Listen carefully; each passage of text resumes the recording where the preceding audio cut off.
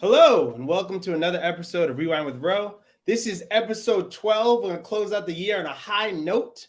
Tonight, we have a special guest with us.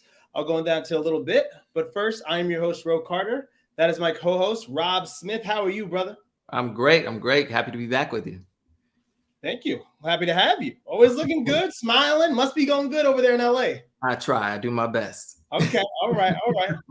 The dog isn't acting a fool this week. Oh yeah, she's laying down. She's being mellow today. How was your Christmas? It was good. It was, a solid holiday. Enjoyed it. Just relaxed. Had some good food. Can never complain with good food. Yeah, you know what? Thanksgiving and Christmas are two different, kind of holidays, but the food is somewhat similar. But we have better Thanksgiving food than Christmas food. Is that the same for you, or? We black. It's the same. We have turkey, ham, dressing. All right. It's the same. Cranberry sauce, mac and cheese. It's the same. Okay. All right. So we're gonna go into two exciting. I guess one is a series and one is a movie. We have an amazing guest on. I'll introduce him in a second. But his film is The Sound of Christmas, which is currently streaming on BET. And then we're doing The Best Man, the final chapters. So we got a lot of good stuff. We're blackety black tonight. It's gonna be real good. We're gonna get in. Lots to talk about. There you go. So without further ado, he's an author, filmmaker, a professor. I mean, he does it all. He wrote The Sound of Christmas. It's currently, like I said, streaming on BET. Give it up, please, for Booker T. Mattison. Bro and Rob, how you gentlemen doing? I'm so excited to be on with you. I'm honored to be a part of the discussion tonight. Absolutely. We're so excited to have you here as well. I know you've been a part of the blackfilm.com family for a very long time, since Val, and you guys go way back. So we're super excited to have you here and have a conversation about The Sound of Christmas. Absolutely. Absolutely. Well, I just want to jump. Go ahead, Rob. Sorry, yeah. Before we go into it, I just wanted to tell everybody what the movie was about. Basically, a songbird named Montana helps to enlighten others about her loss and love when she accepts a job as a nanny for a grieving billionaire watching his two kids. So, let's go. So, my first question. Around November, December, we get flooded with these holiday movies, and it just makes me so excited because I absolutely love Christmas movies. But I was excited that this one was like a refreshing concept. It was very well crafted, very well done. Kudos to you. And I believe it's your forte into feature filmmaking as a director. So I wanted to know what motivated you to choose this story in particular, and also a holiday film as that forte into feature filmmaking. Well, it was less that I chose the story and more that Tiffany L. Warren, who wrote the novel that the movie is based on, The Replacement Wife, more that she chose me. So it was I've known Tiffany for over a decade, and we've been wanting to work together. And this was the opportunity for us to do that. So, typically when you have adaptations, the stories tend to be more complex than the original screenplays. Not all the time, but most of the time, because you have this 300-page book that you are turning into a 92-page script. So it's so much more information for you to pull from. So that kind of speaks to why the story really resonated and had the complexity that it had for a Christmas film. What was your upbringing like, Booker T. Mattison, in terms of were you a big church person? Was this easy for you, or did you have to go to do one of these before you walk into the building? Here's something that I've said, that even if you didn't grow up in church as an African American, you have someone very close to you, your grandmother, your auntie, your mom, your uncle, cousins. So even if you don't go to church or you didn't grow up in church, you're familiar with church culture. So, I say that in answering because I didn't grow up going to church like every Sunday. There were seasons where, we would go. I don't even know. I can't even say that we, did some people do the holidays. What is it? Easter? What is it? Easter? Watch night, whatever the 2 or 3 holidays, we didn't do that either. But my folks, God was very much a part of our life, and we were raised as in the Christian faith. And then as an adult, probably, I don't know, maybe 29, I had what I call a religious conversion, where I got serious about my Christian faith and really understanding what the word said. So it was certainly speaking a language that I was familiar with, and translating that into an entertaining story was a lot of fun. But again, the book, it was the funniest novel I've ever read. I was reading it and cracking up laughing. My wife was like, "Are you reading the book?" I'm like, "Yeah." So when you have a good book, when you have good source material, it actually makes writing that adaptation very easy. Absolutely. And being that church is such an integral part of this story, I feel like it's going to resonate with a huge audience, and they'll absolutely like fall in love with the story from the beginning. With that being said, I know, music is such an important part of the church experience. And with you having a musical background, being that you pursued a career in rapping before you really started your career in filmmaking, how important was it to you, or how much pressure was there on you to get this right, as being that this was a musical, Right. and being it your first feature and a musical? I have to say the fact that it was a good story greased the skids of that adaptation process, which of course includes the music. And when you write for those who haven't read a musical screenplay, when you write it, you write the songs in there. I don't write the songs, but I write where the song should be, because it's a part of the narrative and dramatic flow of the story. So in that instance, I was focused more on, well, where would a song come narratively and dramatically. Tiffany, who had already done a movie with Jonathan McReynolds, and who used to go to church with Myron Butler down at T.D. Jakes' church, she knew Jonathan McReynolds and Myron Butler, two Grammy winners, who she brought on to then take those songs that I wrote in the script and now make them into actual songs. So it was as if music was a part of this process practically from the beginning. So I don't know that there was any pressure. It was just a part of a part of the whole, that you're growing and developing organically until you get to set and say action. So and we had four total Grammy winners. So we had obviously Neo is a Yeah. Grammy winner, Jonathan McReynolds, Myron Butler, and then also the composer Teddy Bishop also has a Grammy. So the music in this movie is incredible, but look who's making it for us. Exactly. Oh, and Lil Ronnie was also multi-platinum producer. Lil Ronnie did original music. So we had the dream team for the music on this film. So this isn't your first film, and doing though it's your second time working with artists on both sides, right? They're rappers or singers, musicians. Was it easy to convey your message of what you wanted to put out there on the screen, or was there kind of like, hey man, don't tell me what to sing here and how to put pitch? I'm Neo. I'm not saying Neo did that. I'm just saying, come on, man. So on the first day of I teach directing for the screen. It's one of the classes I teach at the University of Georgia, and something that I say on the first class that blows the students' minds is that the two most important skills that you need to be a director is pre-visualization, the ability to see the whole thing before it happens, and communication. And it blows people mind because they think directing is technical, that's part of it. But the two most important things is pre-visualization. If you can see it before it happens and you can communicate that, then that's going to, again, inspire every part of the process, from casting to hiring to coming up with a color palette to choosing between wardrobe choices, etc.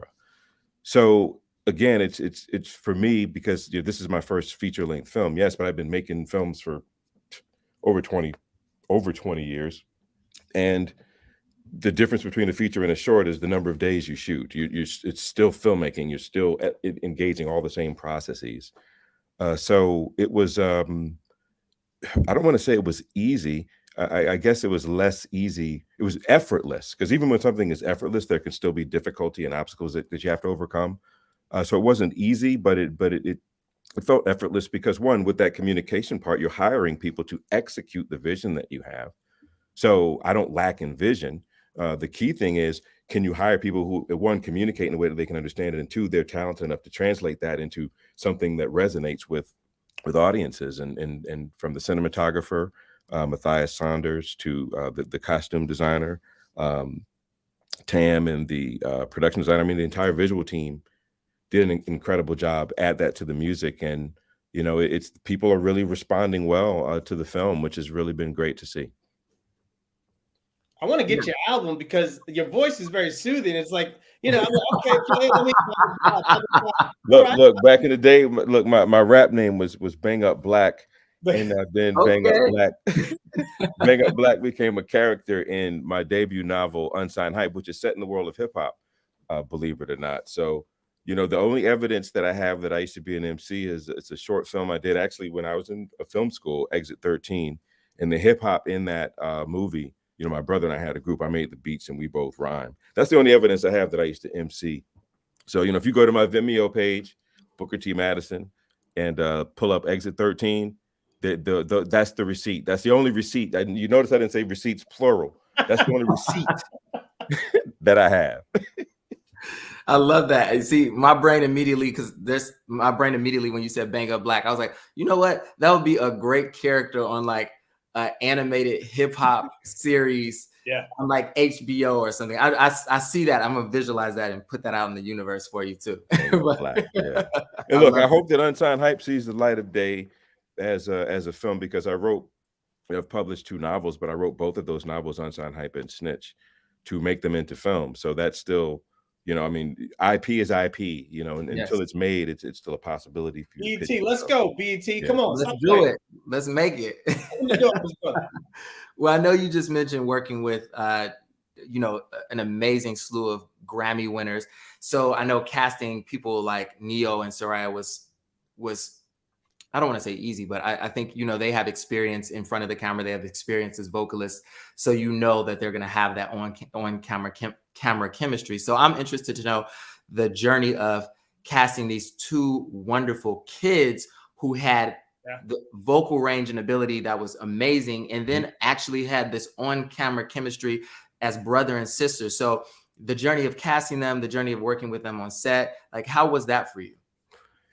It was a lot of fun, and it was a combination, the casting. So Yanli Artie, who is a producer on the film, she is super connected. So she was able to connect us with Neo. Ron Robinson was another producer on the film, was able to connect us with Soraya, Andrea Michelle, and then George Pierre, the casting director,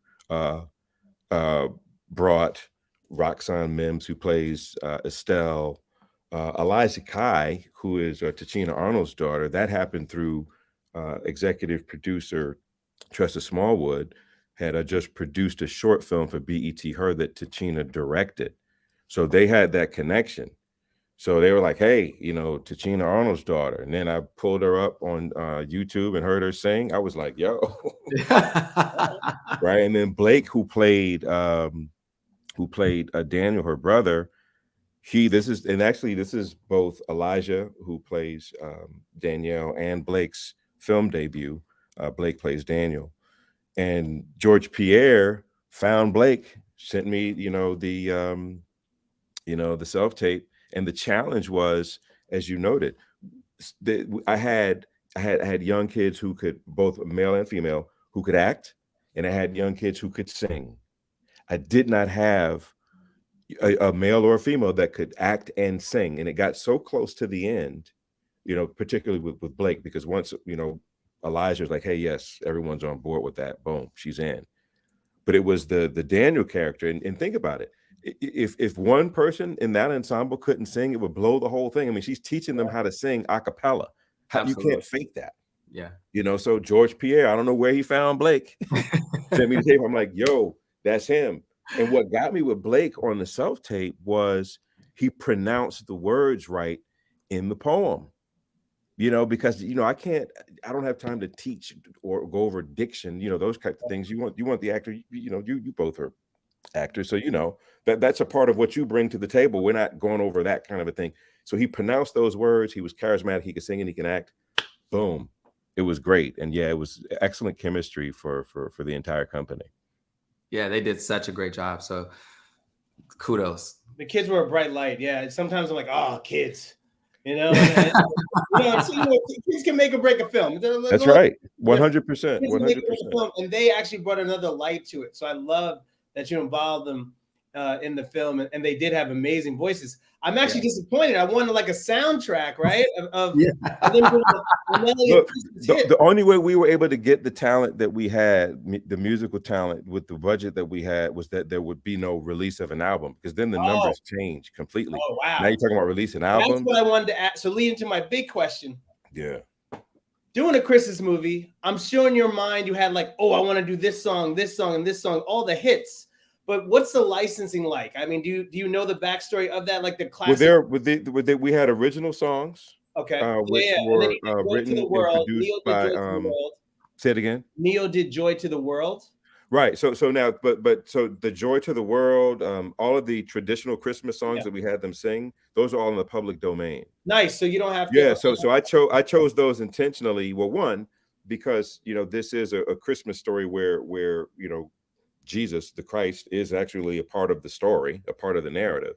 So I chose those songs intentionally. One, because they were public domain, and two, they weren't Christmas carols. They were actually singing about the Christ. Silent Night, Joy to the World. But they're in the public domain. And again, no album was released. So we went in the studio and recorded them for the purpose of doing them in the movie, but not to release them as an album, because then that would have been a completely different contractual agreement with all involved. So kids and adults, if you're watching, you want to make a film, this is how you do. You want to get your music and your licensing. This is how you do it. Don't make an album. Yeah. And look, so many people have asked about, hey, soundtrack and songs. And on the one hand, it's great that people are responding in that way, again, because there are so many Christmas movies, and for one to actually break through, it's again, you can't predict. You both know you can't predict how something is going to do. Yeah. So when audiences respond, and it breaks through, that feels really great. And then one last thing I want to add to that: The Sound of Music, the title is genius, and you know why it's genius? Because every time I Google it, if I was looking for the sound of music, I get the sound of Christmas. Mm-hmm. So that, I mean, whoever did that's brilliant. I don't know if it was the producers of the network. It wasn't me, because the original name was The Christmas Wife. Take a little love, you can. Yeah. Look, the original name was Christmas Wife, and I was in love with that. Okay. The sound of Christmas is so much better. The Sound of Music, this comes up right after that. So, so the novel, Tiffany, The Sound of Music was one of her favorite movies. Oh, really? So the novel was inspired by the film, and then after I wrote the screenplay, I wrote into the screenplay visual references to the film. Like the first time that we see Neo, for example, I lifted that directly from the movie. The first time that we meet. So there are a lot of visual references that I incorporated into the script visually, in addition to Tiffany and the novel being influenced by the movie. The visual references that I included as well. I love that. So my last question for you. So you've now tackled a historical piece with The Gilded Six Bits, which is based on the short by Zora Neale Hurston, who I love and I'm obsessed with, which I know, I believe blackfilm.com screened years ago with you. Oh, yes. Yep. That was one of the first big screenings that I did with blackfilm.com. And I think it might have been one of her first big screenings in New York as well. So I love that. And then now you have done a musical.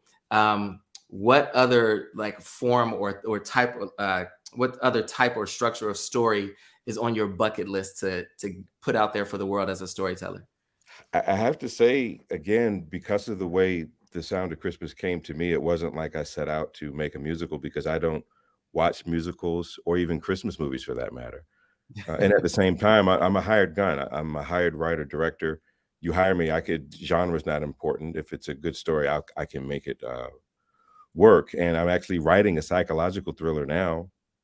It's from Our Vista Entertainment. It'll be a Tubi original film.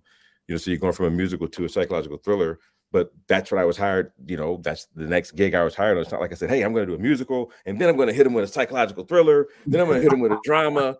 It's like, I hope Snitch, which is my second novel, which was published in 2011, and it got a Star Review in Publishers Weekly back when it was published. I would love for that to be my next film after Twisted Marriage Therapist, which is the title of the psychological thriller. but someone has to say yes in order for that to be a reality. As much as I would love to then follow the psychological thriller with the drama, that would be great. But hey, we'll see what happens.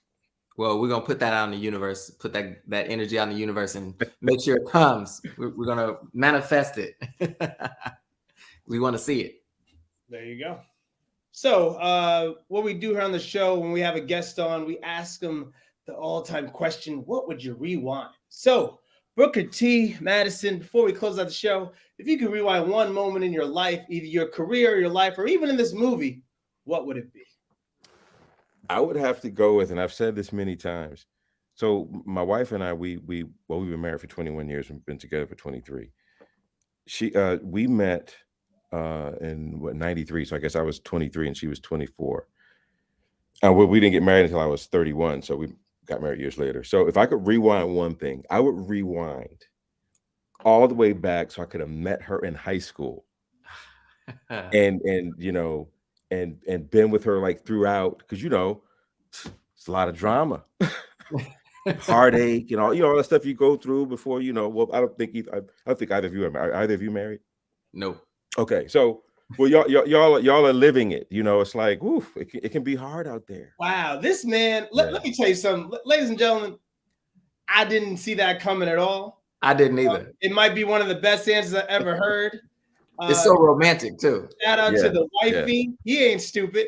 If I could have met her, man. If I could have met her in high school, man. If I could have met her in like 10th grade, 11th grade, maybe 11th grade. Met her in 11th grade, man.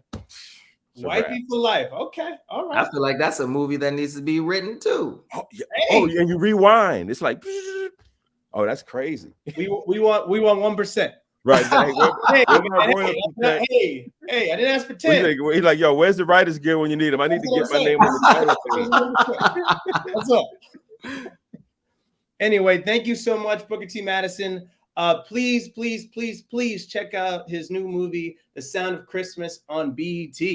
Yeah, and it's a streaming on BET Plus. So, if you don't have the BET Plus app, you can get a 7-day free trial at BET.plus. Yes. Hey, Booker, I would love to actually have you back for another show or movie if you catch up and stuff. So, let's do it. Loop, you're an amazing person. I wish you the best of luck. Happy New Year. Thank you to you both, and I hope to talk to you all again real soon. Absolutely, and we're gonna spread the word about the movie so everybody can go out and enjoy it. All right, take care to you both. You too. Thank you. All right, peace. Look at that. Look what we do here at Rewind with Rob. Just have fun conversations, good times. Thank you, Rob. Rob, let me tell you something, ladies and gentlemen. Again, Rob is such a professional. He asks the deep questions. I have fun with my questions. Not saying Rob's questions aren't fun, but he goes deep. I go into the Millen Colony stuff and just having a good time and the questions I want to know. I think you just said my questions aren't fun, but that's okay. No. I just said I'm just messing with you, Rob. That was right. I like Booker. That was great. That was great. Like I said, love to have him on. Get the deeper the mindset of that and what goes into cat. We're gonna get you a role too. We're gonna get you that. Hey man, I got you play. Just saying. The son in that movie looked like a younger version of you. I mean, hey. There we go. It looked nothing like Neo, like he the dad. Nothing at all. That's right. I thought the casting was good because I thought he looked like Neo's kid. Great. He looked nothing like Neo's ball. Anyway, we're gonna go to that. I thought the casting was good. The kids were great. All right. So moving right along. This is what we've all been waiting for, ladies and gentlemen. The gang is back together. Hello, hallelujah. The Best Man, the final chapters. Oh my God. I tell you, when I heard about this coming out, I was like, no. Are they really going to do this? I didn't know it was just going to be a film, but it actually wound up being an 8-episode show. So I loved it. I also love that they didn't make us do one a week. Like Sex and the City came out, they did one a week, and I would have lost my mind, right? I would have definitely watched. Yeah, but I don't like it. Yeah, especially over the holidays, I was actually just able to watch it, enjoy it, and fall in love with these characters again. If you guys have never seen The Best Man, actually, my girlfriend has never seen The Best Man before. We watched The Best Man, and then we watched The Best Man. Yeah, relax. I did that already. I made the face. But we watched The Best Man on Christmas, The Best Man holiday, and then we watched the series. She didn't finish. I finished, for the show. But I tell you, it's like family and watching family and catching up with family again. So Rob, what was your first thoughts of like, oh, are they gonna ruin it, or I'm excited? Like, what were you feeling? Well, absolutely. Okay, The Best Man is still and will always be one of my favorite movies of all time. Oh, top 5 favorite movies of all time. So it can do no wrong, right? It can do no. It is one of the films that I watched over and over and over and over and over again, and I was like, I can do this. I want to do that. Like, it really is one of those classic Black movies that if you haven't seen it, tell your girlfriend I said this. I'm gonna write you a list of Black movies that you need to watch, and if you tell me you did not see them, we're gonna have a problem. Love Jones. There too. Love Jones, Loving Basketball, Soul Food, Boomerang, Harlem Nights. I can just go on. There's a whole list. If you ain't seen these movies, it's a problem.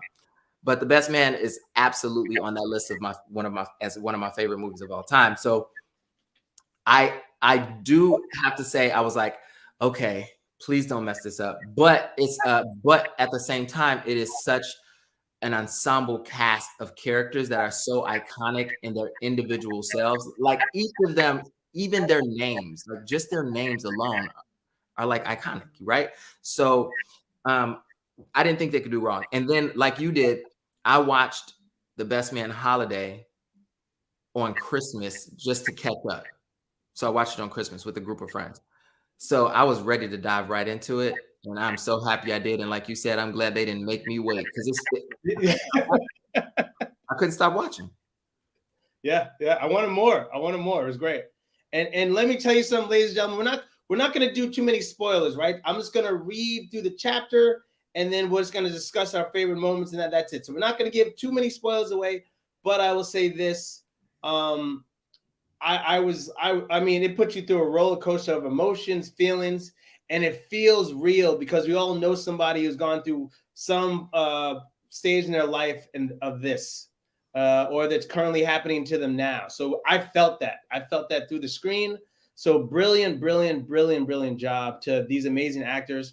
And before we get into it, I really want to give a shout out to Shelby Tyler, her character. She was always a troublemaker, and I really love how they included her into this family and really gave her more of a role in this series. And you get to even learn more about the characters in the series, which is also great, right? Because we only knew like the main people, but now we really get to see everybody. Murch, he really blossoms as well. Regina Hall, her character as Candace, all going into that. Even Sanaya Lathan's character, Robin, really her thoughts and feelings, especially during Black Lives Matter movement. So all that stuff is great. So anyway, let's get right into it. But again, to your point, Melissa DeSosa has always been probably my favorite character on the show. Oh, really? Yeah, Shelby. I like Quentin. Quentin's always been my character. But she's always been my favorite, and she has my phrase that all my friends love that I say, especially on watching horror movies. I always say "girl, bye." So I love Shelby. She has a special place in my heart. But go ahead.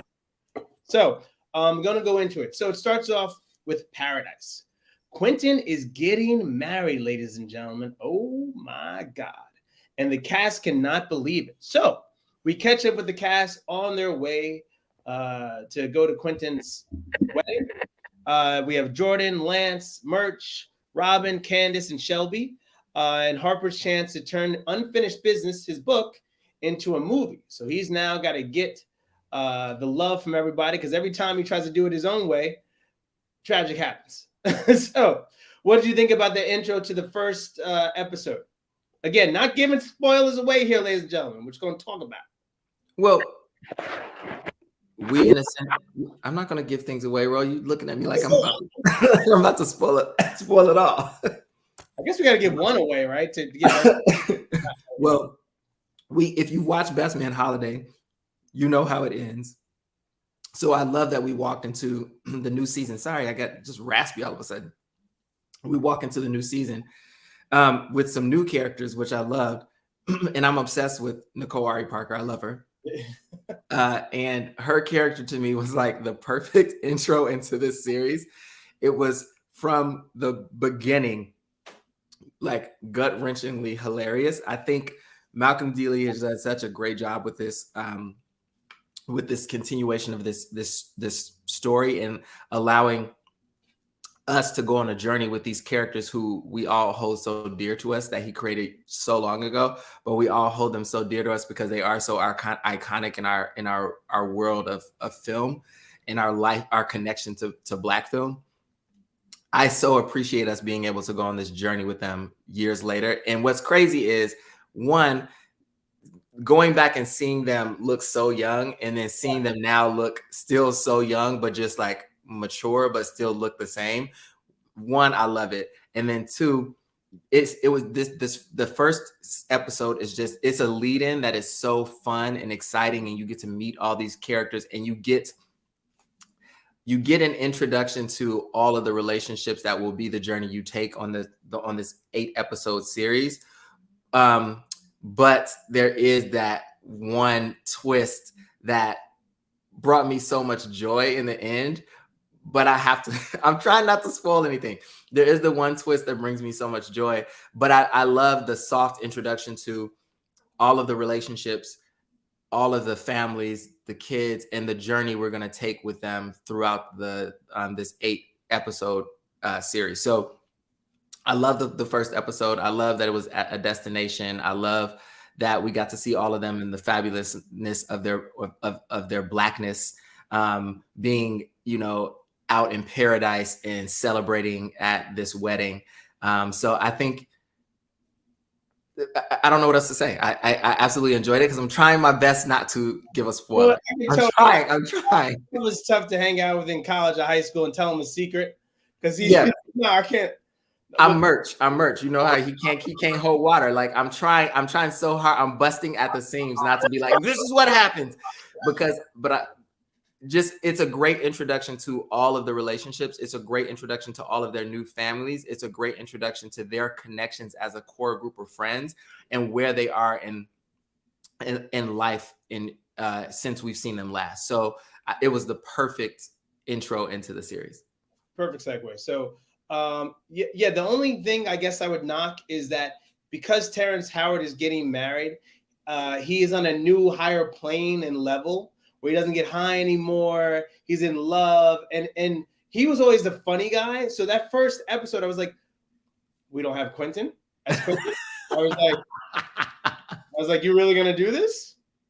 It gets better as it gets. He's back later on in the other episodes, but that first episode, I was like, no, man, you can't do this to me, because that was the best part. He always had those one-liners and just made those smirks, and just, it was just everything you needed, because it was so serious sometimes and so dramatic.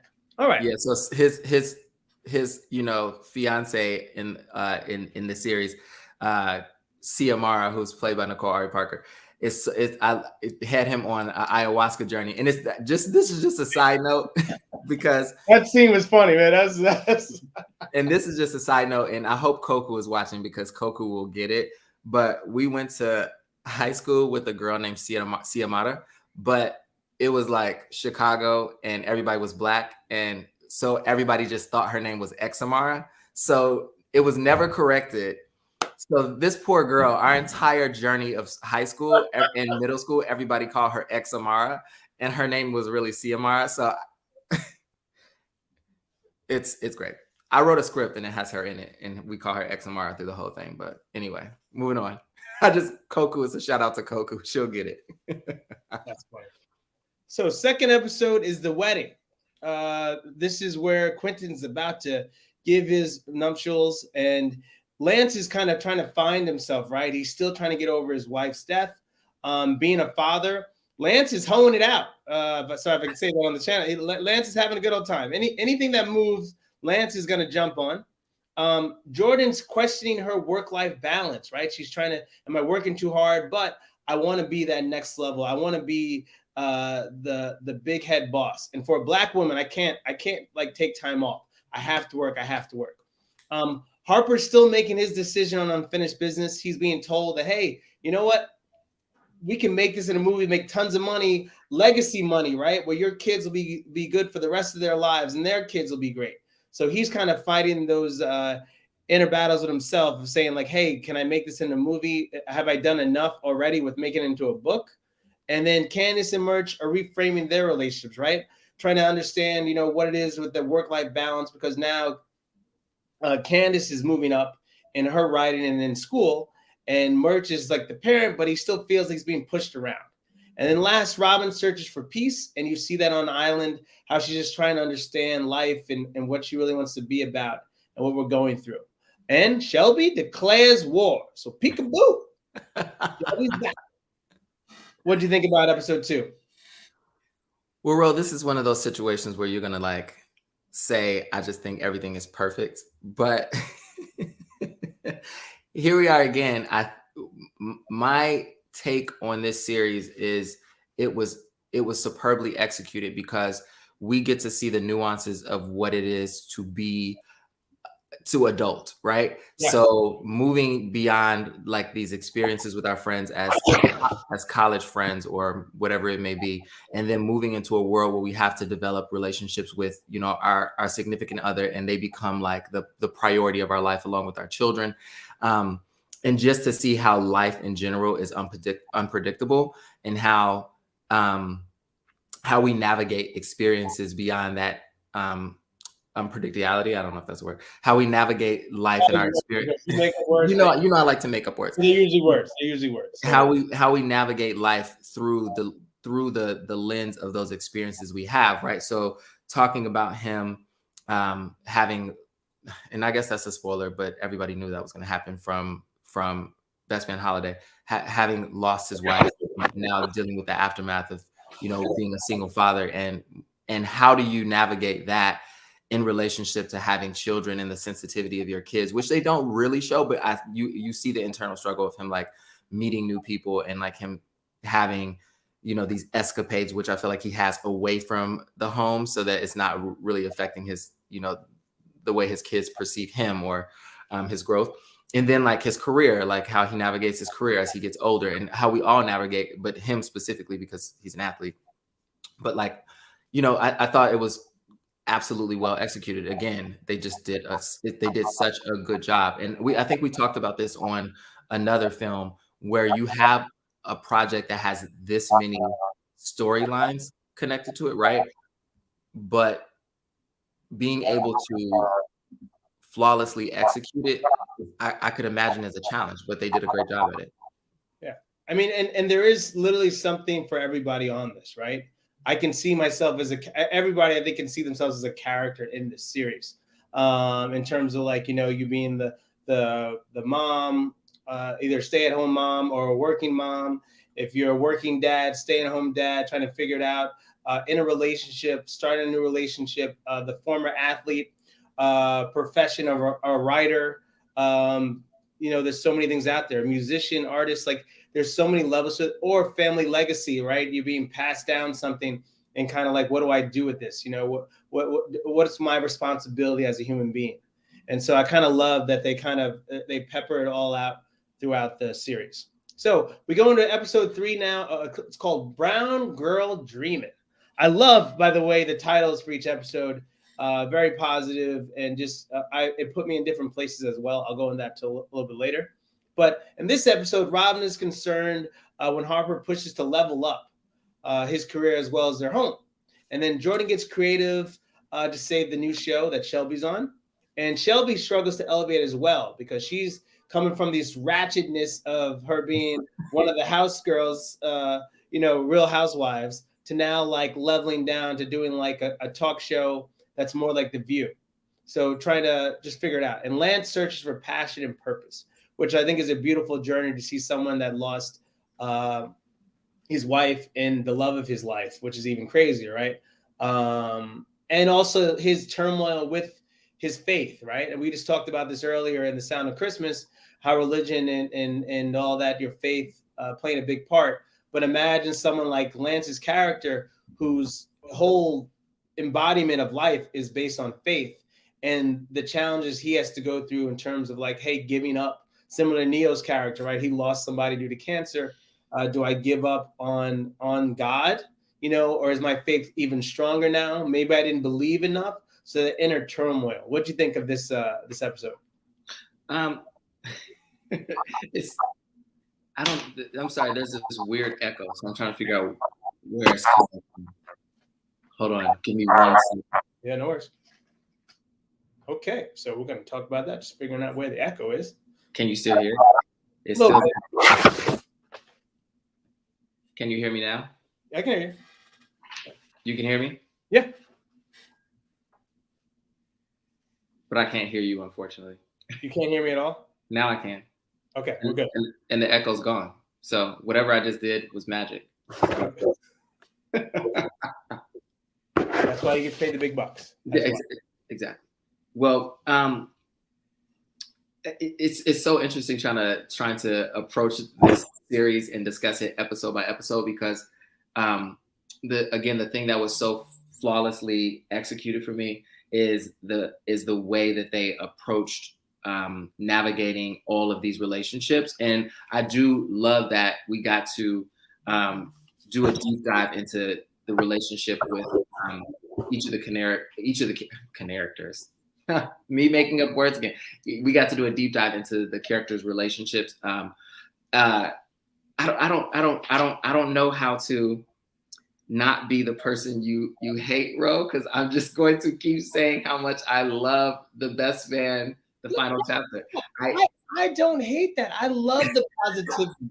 I love when you give everything a 20 or 15 or 30. You know, that shows that the work is being good. It's getting better. It is. You know, I just have Peacock, whatever they are doing over. BET. Huh? Peacock is the new BET. I'm saying whatever Peacock. Who is over there at Peacock? Because they are just dishing out this content that is good. I'm like, and I think it's a big miss for BET, right? Oh. We're not going to get into that, but I'm just saying. I think it's. I'm just saying. Yeah. What? How did you feel about this episode? Like, what did you take away that you absolutely loved from the episode? Listen, we're all gonna have ups and downs, you know, in our lives, and I think Lance's battle was the most serious. You know, as I get older, getting married, getting in a relationship, doing all that stuff, and then losing the love of your life and having my kids, and then affecting me so much that I neglect my kids or just neglect life in general, and doing well by myself. I think that's the toughest part. Also, you know, when you see Harper and Robin go through their stuff, right, and finding that, you know, hey, we always want to support our partner, but understanding what that means, right? Taking a back seat sometimes, and then being in the driver's seat sometimes, or never being in the driver's seat at all and just going for the ride, right? But having that balance. And so if you don't really learn how to communicate, and that's one thing I try to do better as, you know, as I get older, you know, I can say now at my age, I'm like, hey, you know what? We need to communicate a little bit better. I need to communicate a little bit more what I'm saying or what I meant by this, so that there's no confusion, right? Mm-hmm. And so, you know, at the end of the day, I can sleep well at night knowing that I was honest, right? And I was also just, you know, up forward about what was going on in my mind at that time. And I think that's the hardest thing, especially with males, right? Is just being willing to be vulnerable. And I think that vulnerability is huge, right? In your relationship. If you're not able to be vulnerable, then no one wins. And so learning that whatever age you can learn that, the earlier you can, the sky's the limit. The longer it takes you to learn that, the limit's the sky. And so those are the little things that I think that, and I would tell anybody younger than me, like, hey man, save your money. But with that being said, you know, but also, you know, really be honest with yourself sometimes, check yourself. Because sometimes you're the only one who can do that before it gets out of control. And you always see that, right? Especially with social media, and you can just go on these wild waves. And we kind of see that through, right? And that's another beauty to the show, is that it deals with real time, right? It goes through Black Lives Matter movement. It goes through COVID. It goes through all these things that we see, that relationship. And so I really love that I was able to relate to that. I think everybody can. Like, how are you feeling? Like, how did you feel a certain way? And then that'll lead us into our next chapter, The Invisible Man. Lance returns to glory as he encourages his son to lead the same path and be the athlete that he was. No pressure at all. And also we have Candace pursues her new thesis advisor. She's trying to get her thesis promoted, and he believes in her and feels the original advisor is not feeling her at all. So she's going through those kind of ups and downs. And then Merch tangles with a Karen that kind of just makes a switch go off in his head. There's a situation with him and a lady in a cab, and it just becomes an issue that kind of makes him a better person a long way, I think. But see what you think about that, Rob. And then Robin vibes with a kindred spirit, and Quentin struggles to take over the family business with his father. What is that? Yeah, I think this was that perfect mid episode where we got to see the internal struggles of each of the characters, whether it be with their relationship, whether it be with their careers, whether it be with the way that they perceive their kids to be, and how they have created an idea of who they should be and how they should be, and their kids are starting to grow into their individual selves. Yeah.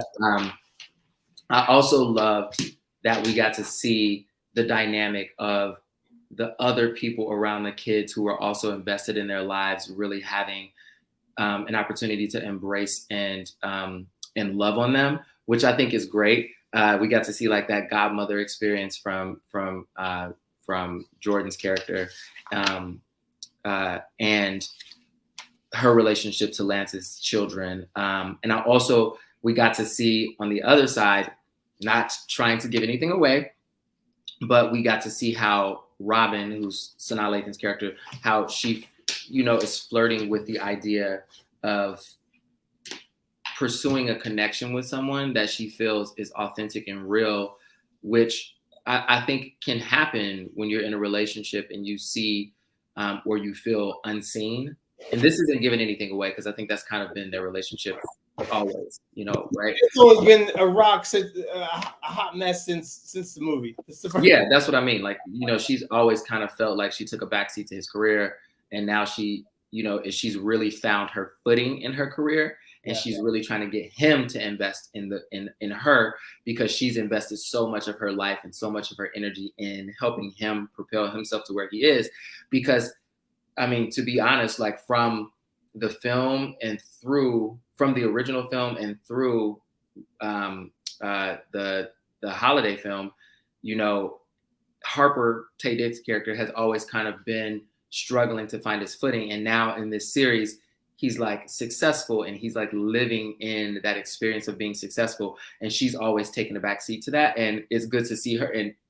And I hate to see him not fully recognize that and not fully see that he isn't really giving her the support that she needed. And, she goes out and she finds somebody who sees her authentically, who sees her, who really tastes her food and loves it, who really sees the beauty in the things that she creates and sees the potential in what she can do and where she could go.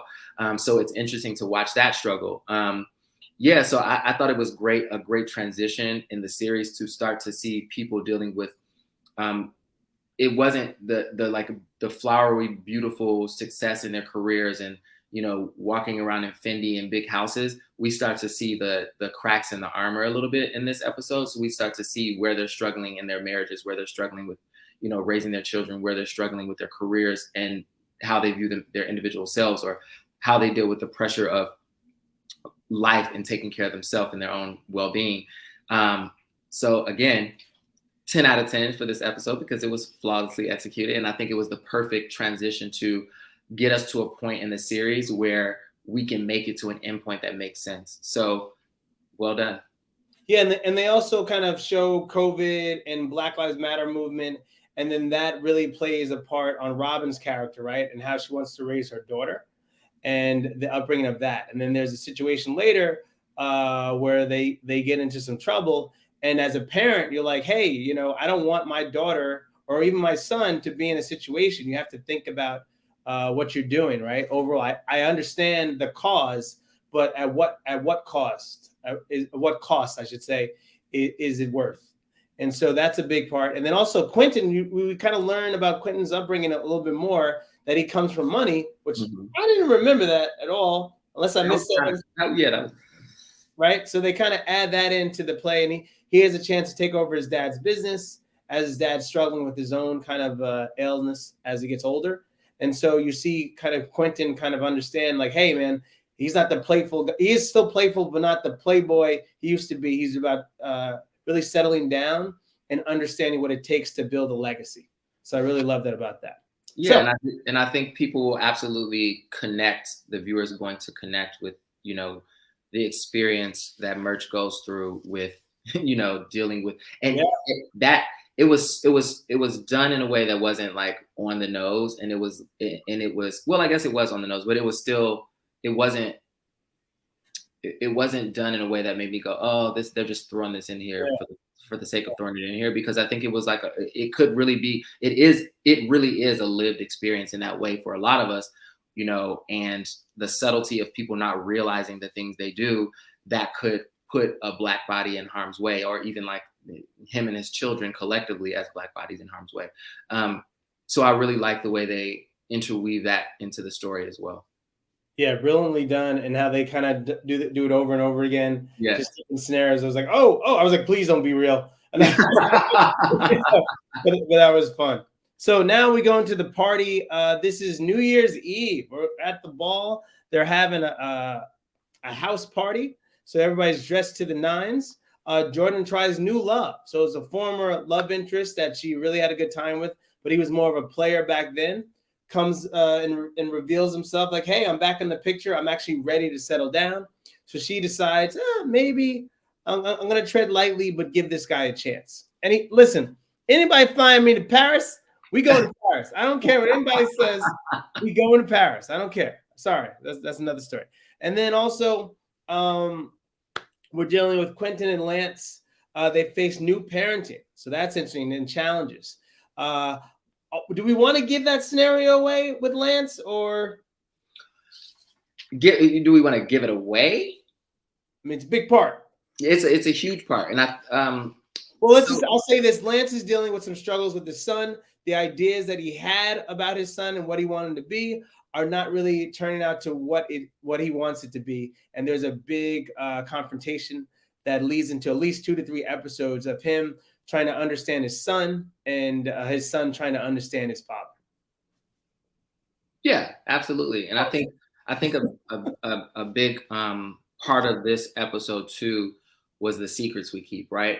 Because the more we keep these secrets and keep the realities of things that we know about the people around us that we care about to ourselves, because we're afraid of, you know, how they may be affected by it, or how it could affect our relationships. And it's eventually going to come out, right? So, you know, everyone else in his circle of close friends, being that they all have great relationships with the children of each other, already have an understanding of what's going on with his children, and he's in the dark.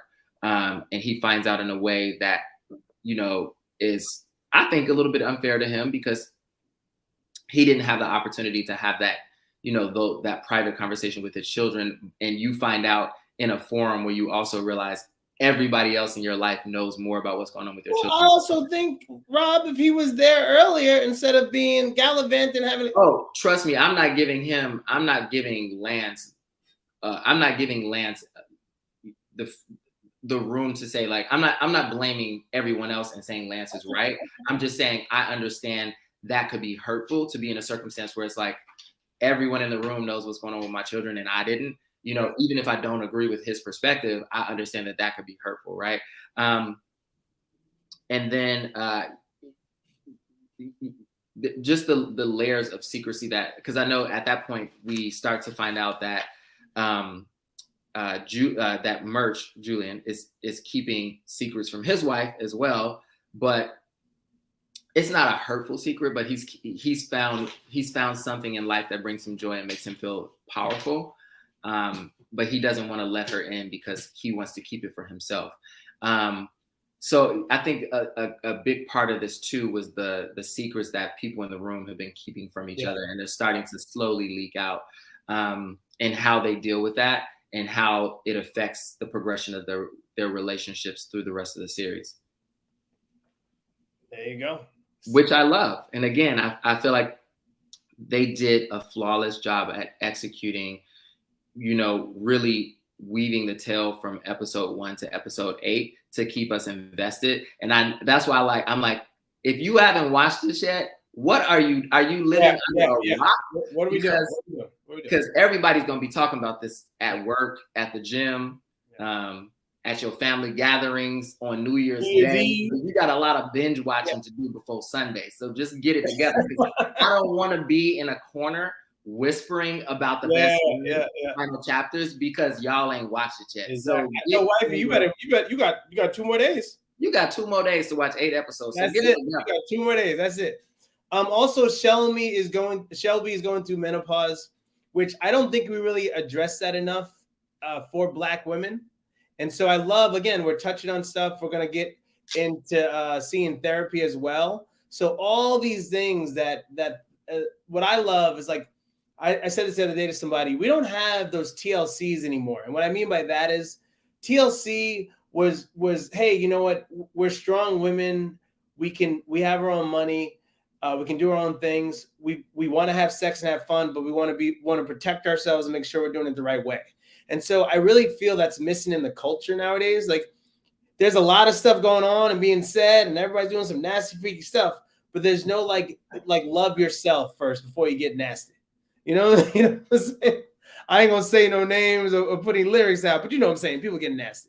And so my point is we had that before. So I love that this series gives you that love of self, love of one another, love of Black folks. And so it's a very intimate moment that you can find something like, oh man, I'm going through this right now. Oh, I'm not the only one. Oh, I'm being seen on the big screen, right? It's like you're being heard. And so that speaks volumes. And maybe that helps you kind of release like, okay, I'm not the only person that's going through this. Absolutely. There's somebody else going through this as me. And so a lot of times we don't want to tell people our ups and downs because we're afraid to be ashamed of what we're doing, but everybody goes through stuff, And so I love that everybody became human throughout this series. Yeah. All right. So moving right along, An American Marriage, episode 6.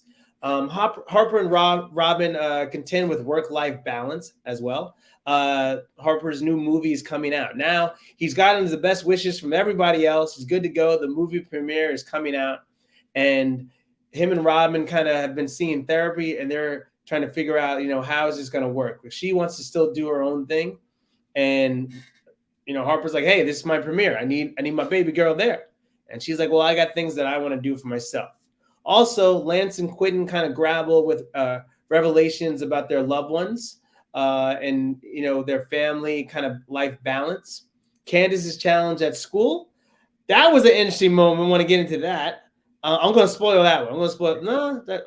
Okay. Anyway, and then Murch fights for respect. Literally fights for respect. And Shelby battles Mother Nature, which I just told you what she did. She's going through menopause. So I want to go into this and ask you a question about this. Murch. No. Murch literally goes into like, hey, you know what? I'm tired of being bullied. The movie release comes out. Murch looks like, oh my God, the weakest character of all.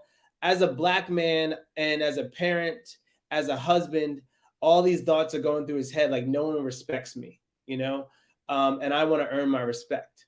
And then with the Karen situation the other day, he's still not getting respect. So he's like, you know what can I do? So he's decided to do MMA, which is crazy. And if you tell me from the original Best Man that you could see Murch doing MMA, listen, shout out to him. Shout out to that brother, Harold Perrineau.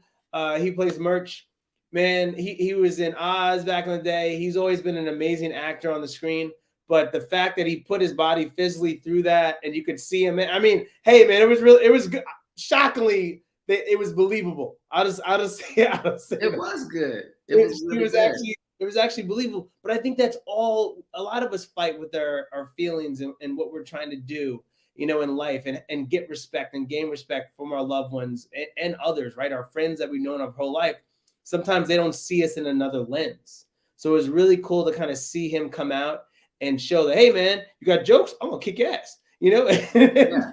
And then now you got to put some respect on my name and stuff like that. So what do you think about that and anything else that kind of jumped out in that episode to you? Yeah, absolutely. I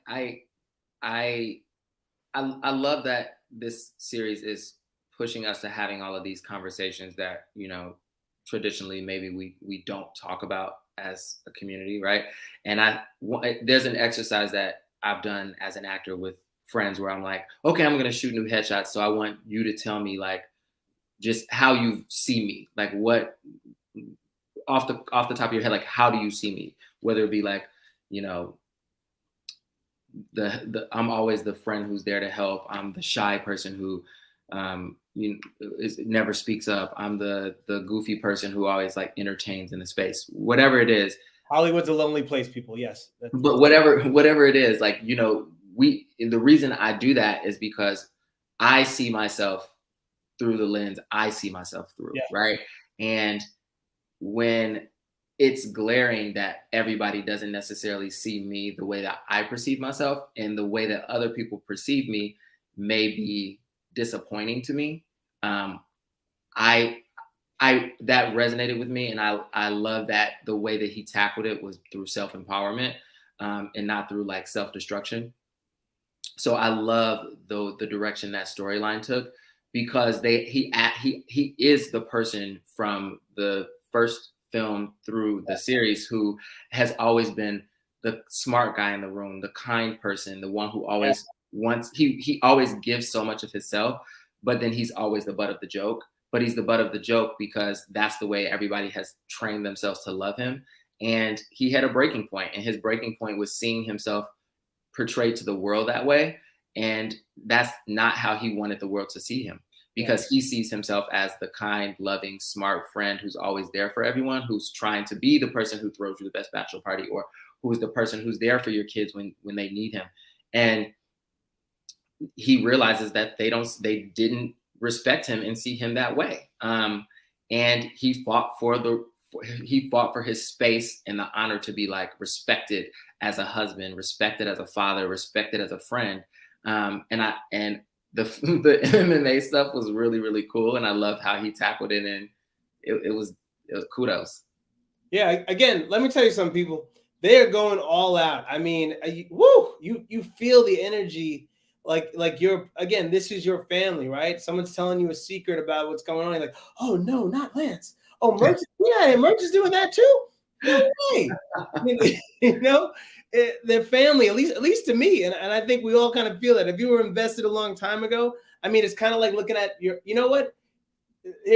I equate it to when you look back and you're cleaning your stuff, or you're moving out of your old apartment, moving into a new apartment, and you look at your high school yearbook. And then all these memories come up, and you're like, wow. And so that image, and you hit the nail on the head, Rob, is like, yeah, how we perceive ourselves and how others perceive ourselves, because they know us since then, right? But now you're a new person now, you know, and you want to be seen in what you perceive yourself as, like being that light, being that being that's always going to be there for you, not someone that just you can walk all over. And so I love that he gains respect that way. Anyway, two more episodes left here. We're going to episode 7. Things Fall Apart. Shout out to The Roots, one of my favorite albums. So I kind of love that they use that there for the title. In this episode, now we're getting close to finales here. People are trying to figure out their lives and what's going down. Harper and Robin contend with priorities and conflicts, of course. Doesn't look good for them right now. Candace and Merch discover each other's secrets. And as Rob just discussed, she's going to find out he kicking ass. And then Jordan receives some surprising news, you know, a little bit of a health scare for her. Quentin rebels against new boundaries. He had a little scare himself, so he's kind of dealing with, hey, you know what? I don't want restraints on me. I just want to be Quentin. And when I was single Quentin, I could do what I want. Now I'm married Quentin. I don't like that. All right? So get these shackles off me. And then Lance faces off with LJ, his son. They're still going through their turmoil and trying to figure each other out after a scare. And then Shelby takes on a caretaker role, right? We're seeing a new side of Shelby, which I really love. Again, shout out to the directors and shout out to the cast for really welcoming Shelby in, because how can I say this? It's hard to let somebody in when you always see them as in one way, right? That annoying person. But Jordan and Nia Long's character becomes like BFFs with Shelby, right?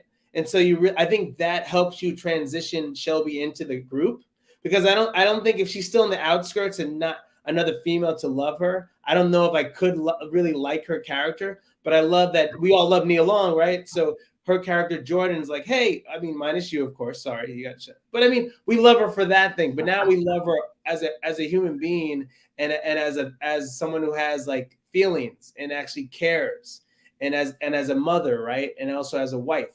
And so those are the things that we kind of give her more respect and kudos after we kind of see how the group welcomes her in. Okay. So first of all, I have to say, episode 7 at like 2 minutes and 40 something seconds in, we got a shout out. Yes, Rob. Talk about it.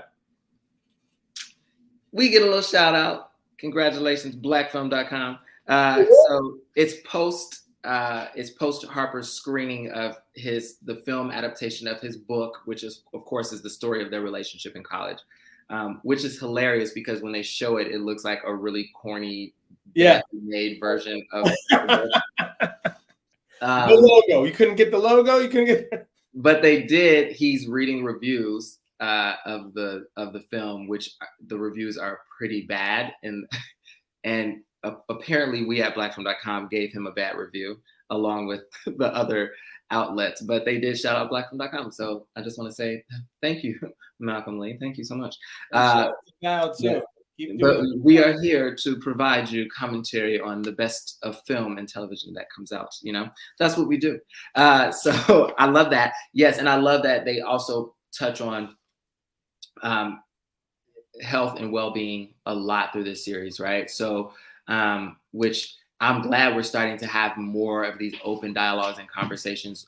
I know I'm starting to have them a lot more with my friends and with my family about, you know, mental health, whether it be through therapy, physical health, making sure that we like are eating right and taking care of our bodies. So we start to see them all deal with breakdowns in that way. And then again, you know, the idea of secrecy in connection to like our partners and things that we're keeping from our partners because they don't want to hear them. I'm trying not to spoil. So we also see those things start to peak out and how those things start to eat away at the relationships when you aren't just vocal and honest and communicate, you know? So I think that aspect of these last 2 episodes really resonated with me. And I really like that they broach that subject because, you know, a lot of us are going to digest the content of this series.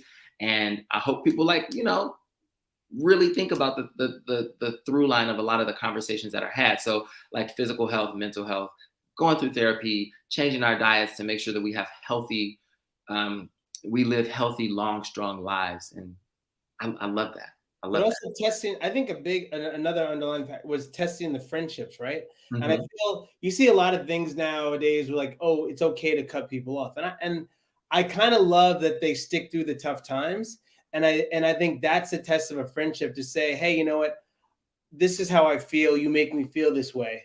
I love you. I want to have you continuously in my life, but I need you to respect these certain things, right? And so when you're able to do that, I love that balance. And I was like, oh my God, I wish I have a good group of friends, but this is like a whole nother level, right? Of just like, they're beyond friends, they're family, right? And so my family's tight like that. The guys in my family, my cousins and stuff, we're tight as hell. But to have friends like that really understand, hey, what you're going through, I'm going to be there. I can curse you out, but I'm going to be there for you tomorrow, right? And so I think a lot of times if we ever get into those arguments with our friends, you know, we let them go, right? And I kind of love that there's real conversations that sometimes have to be had in order to keep the friendship going instead of you're living in these secret lives these whole time, right? Yeah. And I think that also dives into the conversation of, you know, Lance's relationship with his children and how he really did have this preset idea and this preset structure of where he saw their lives going, and how he wanted to like be the caregiver and the protector. And he thought by being the giver, that he also would like direct their lives.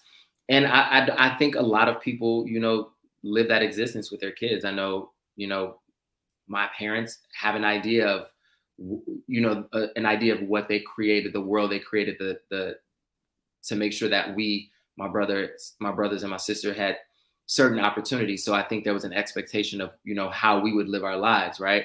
So I think this is another huge subject that isn't talked about enough in Black communities, that is becoming a conversation. And I think this episode was such an important turning point for that storyline with Lance and his son, and also his relationship with Nia Long, who's the godmother. Woo! And I thought it was so beautiful to see how loving and how warm of a community that his friends created for his children, and they felt a safe haven with those people in their lives. So again, I have friends who've been in my life forever. I have godchildren, and this just makes me go, I need to start calling my nieces and nephews and godkids, so I can be there to love on them and just know that they have a safe space with me. Least you can do, right? That's it. That's the least you can do. All right, so we're gonna go to last episode, The Audacity of Hope, which was actually President Obama's name of his first book, The Audacity of Hope. So I kind of love that they kind of put that in there. It gave me good feels. Look at you doing your research, bro. Every now and then you get it out of me, you do the heavy lifting. I just push things in the corner, nice and neat. There you go. So The Audacity of Hope, this episode, the friends help Lance grapple with his son and family crisis. Again, you got to see this going down. Quentin's ugly truths unfurl right before his high celebration. And then Harper and Robin still struggling to the point where this might be it. And Jordan considers a road less traveled, meaning, can the work-life balance still exist, or do I just need to go into my own kind of path? And then last but not least, Shelby considers reality and saying, hey, you know what? Have I been living this dream of looking this way, having this flawless skin, or trying to live up to the hype of all the smoke and mirrors? Or can I just be a beautiful Black person without having to physically be a beautiful Black person, but just find love with myself and the people around me? So what did you think about the last episode, the whole series closing out? Some shows when they end, it's like, the last episode's always awful. But I personally am content with how this ended out. I loved everything about it. I would highly recommend it. I want to interview everybody. I just think, it would be one of the best just conversations and chill time. So tell me, Rob, what do you think? Yeah, I was just so sad to be watching the last episode, because it was just such a journey to go on with each of the characters. And I think, like we talked about, even seeing conversations that we don't traditionally see in the structure of film and TV that's based around us, and having a female lead in the film, have grapple with the idea of having to choose family or career, and how that struggle, even if she may have thought she made the right choice, in an instant, it could be like, did I make the right choice? Am I too late? Because I've heard a few people talking about this recently, how men, we're in a position where we could be like, nah, I don't need to have kids now, I can wait. But women don't have that luxury. I think a lot more now have the opportunity to say, hey, I want to freeze my eggs, but there's a huge expense that comes with that. So some people just can't afford that. But just being able to see a successful Black woman have that conversation on the big screen is, I think, powerful, and it was beautiful.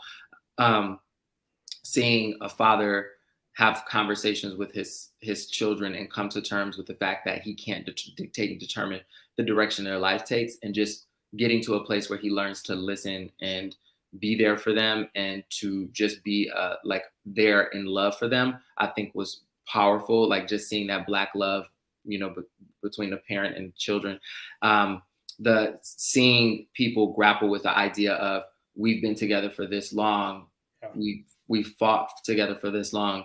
Do we go to therapy and keep fighting to make it work, or have we foregone that opportunity, and do we have to make a decision to separate ourselves, even though there's kids involved and there's, you know, mortgages involved, and there's, you know, the idea that we've been together for 20 years involved. There's our friend group involved that we would have to either divide up or keep together. Like watching that relationship evolve to where it is. The idea of, do I want to be in a place where I can discover the journey of life in my career here or in another country? Like, what's the choice for me? Like watching that experience, I thought also was beautiful. Watching a relationship where you see one spouse becoming the caregiver for the other because their health is starting to fade, or they're starting to discover that their health is not what they're not, you know, physically the person that they thought they were for the entirety of their life. And they're starting to get older and accepting the fact that we're getting older and we have to take care of ourselves. Like watching all of these stories and watching and hearing my friends and like us having these conversations, I'm excited to see how this story has an impact on people in general, and like our ability to see ourselves. And again, like Murch's character, his ability to see himself and now to vocalize how he feels when people don't see him the way he actually perceives, that sees himself projecting to the world. Or another topic that you said you wanted to discuss, or like us dealing with the secrecy of holding something in when we deal with a traumatic experience, and do we share a trauma experience that we had in private with someone, with the people we love, because we know they'll feel like they couldn't protect us, right? So there were all these beautiful stories intertwined, and I think through this 8-episode series, they did such a great job of taking us on a journey of like self-discovery, self-love, and seeing beautiful, Black, successful, powerful, loving friends who created a community, who all have their individual struggles, and how they move through those struggles and still stay together as a unit and protect and love each other. And I thought they did such a great job. And I recommend this to everyone out there. I'm going to give my, you know, rating that Ro hates, 10 out of 10, 10 out of 10. Go watch it. It's amazing. 10 out of 10. And I'm begging you guys, don't go to your New Year's party with all your Black friends and you haven't watched this yet, because they all watched it. Everybody else watched it, and you ain't watching. Now you the person that everybody in the corner whispering because you didn't watch it yet. Why are you doing that to everybody? Why? People can't post on Instagram because they scared they're gonna. We can't even talk about it because we scared we're gonna spoil it. Stop leaking stuff. Stop saying stuff. I'm like, you had a week. You had a week. I left something out that you touched on just a little bit. So Candace's character, it's something that I just want to get off my chest that I felt was very important. She deals with something traumatic, and I wanted to bring light to that. And I thought about her situation and what happened, and I put myself in her situation, you know, as a male. You know, how would I handle that, and would I be able, like, would I put pressure on myself? And it was crazy, those thoughts about her as a woman having to deal with, like, hey, did I do the wrong thing? Oh, did I make that person want me? Did I do something? And I think, you know, I would love that you got to see it on the screen, what women kind of put their brains into. But she was smart enough to know, no, it wasn't my fault at all. He's just an awful human being. You know, so I think sometimes in life, we put all our pressures on ourselves to be like, hey, you know what? I did this to myself. I could have prevented this. Yes, there's certain things you can prevent, but when someone's just an awful human being, they're just an awful human being. And so I really love that moment. It was another vulnerable moment in this series. And I just love how they did that. And it's a great conversational piece. So again, to back up what Rob said, if you didn't watch this, you're missing out. I don't even know what to say. And I know women that have gone through this, and we talked about it with them, you know, and they opened up about, wow, you know, but I did it this way, I did it that way. And so that's a whole nother conversation that I think a lot of guys, we don't really understand, that in the workplace, this stuff happens all the time. And a lot of times it's looked at the woman was at fault for it. And so I love that moment. I love that it's a great conversational piece, right? There's a lot of moments that we're dealing with in life, or someone has dealt with. They're like, oh my God, I didn't know how to say it, right? Or it comes across as like women have it this way. It's always going to be like, no. It's like, let's have a real conversation through this series and talk about things. So what I would say for everybody, after each chapter, you watch it with your significant other, talk about what happened. Talk about what's going on, because that might be going on in your life. And definitely go out there, and if you need help in terms of dealing with anything in your life, or just physically, mentally, or your partner, don't be afraid to have a conversation and talk about it. Like, I love Rob. Rob's amazing. You know, Thanks, bro. his reviews are always outstanding. They're always going to do a good job. And so I love that he articulates his love for certain scenes and everything he does. And then he just gives you a big smile. So thank you, Rob. And I'm looking forward to more shows in the new year. Any last words? Go watch it. Don't make your family sit in a corner whispering. Just go watch it. There you go. Just sit down and watch it. Yeah. Well, all right. There you go. 8 episodes. Watch it. It's on Peacock right now, streaming on Peacock. You can also download Peacock for free right now. We're plugging Peacock. I don't know. Anyway, thank you so much for tuning in. This is episode 12 of Rewind with Ro. We're going to take a week off, and then I'll see you in the new year with Rob. We got some new, let me tell you something. We got some new stuff coming. You're going to see some new, man, we're going creative. We're going to be really creative. I'm not going to cut that. No, I'm not going to cut that. But anyway, we're going to see some news.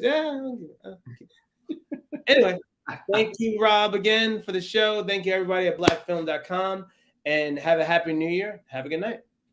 Peace.